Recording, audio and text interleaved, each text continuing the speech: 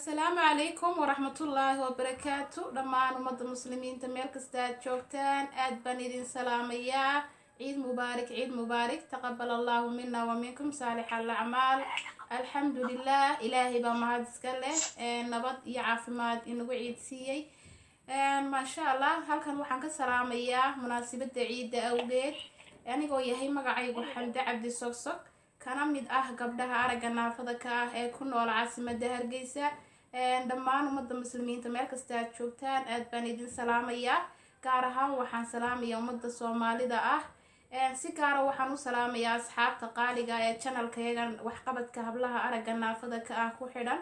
waxaan leeyahay dhiirigelintiina taladiina tusaaladiina aad noo soo gudbisaan aad baad ugu mahadsantihiin waana idinka guddoonnay waxa aan maanta halkan ka salaamayaa munaasabada ciida awgeed dhammaan familygayga meel kasta ay joogaan hooyada iyo aabahay walaalada ilma cabdi sogsog meel kasta ay joogaan aad baan u salaamayaa waxaan salaamayaa asxaabtayda waxaan salaamayaa walaashay Maymuuna Abiib Xasan waxaan salaamayaa macallimiintayda qaaliga ah Xamse Maxamed Jaamac macallinkii soo baray saxaafadda iyo maxay ahaydey macallinkayga kombiyuutarka Cabdifataax Maxamed Axmed Cabdi waxaan leeyahay meel kasta aad joogtaan farxad ku ciida iyo caafimaad iyo cimri dherer sidoo kale waxaan halkan ka salaamayaa dhammaan ardaydan isku kalaaska nahay aad baan u salaamayaa walaalahayga qaaliga ah ee na daawanaya iyo kuwa na dhageysan doona intaba waxaa khadka taleefanka inoogu jira oo waqti xaadirkan inoogu sugan walaasheen hoodo maxamed iidaan oo ah gabadh aragga naafo ka ah isla markaana ku sugan dalka Sweden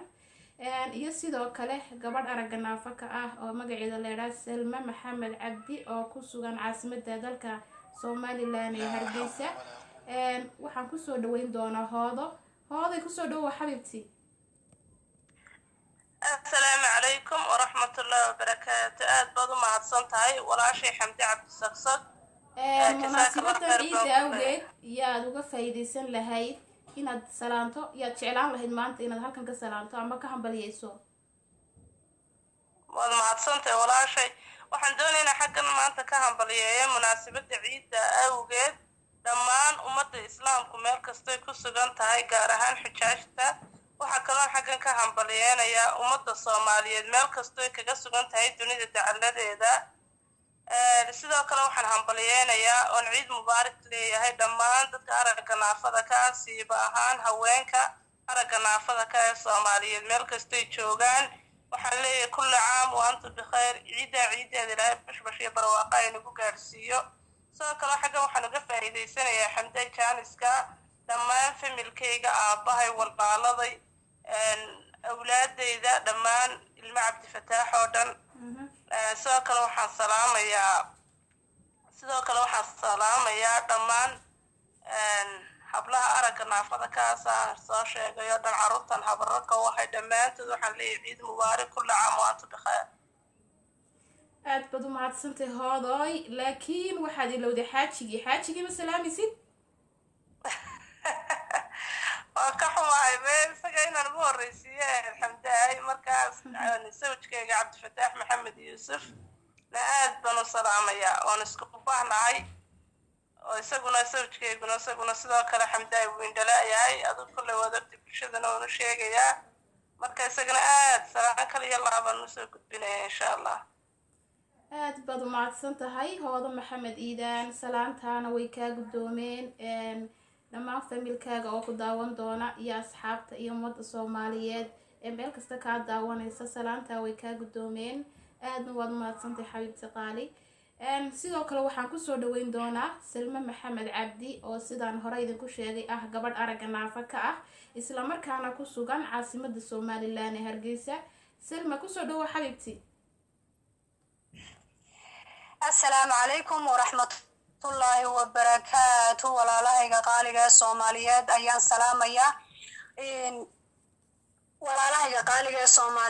ayaan salaamaya gaar ahaan waxaan salaamayaa munaasabada ciida darteed hablaha aragga naafada ka ah ee Soomaaliyeed dhammaantood meel kasta ay kala joogaan waxaan leeyahay ciid mubaarak kullu caam wa antum bil khayr waxaa kaloo salaamayaa faamilkayga hooyaday aabbahay iyo caruurtan habaryarta u ahay caruurtan edada u ahay dhammaantood waan salaamayaa. waxaan salaamayaa kale xujaajta oo ay ka mid yihiin adeeraday. waxaan salaamayaa dhammaan intii magacayga iyo muuqayga taqaana. waxaan salaamayaa macallimiintayda iyo ardaydayda kala duwan.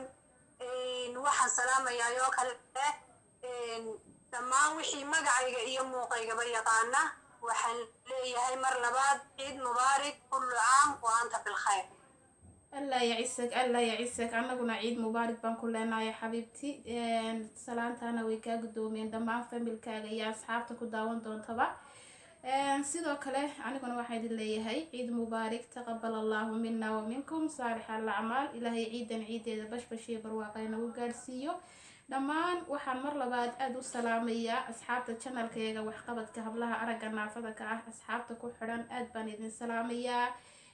waxaan leeyahay meel kasta aad joogtaan farxad ku ciid mubaarak kullu caam wa antum bikhair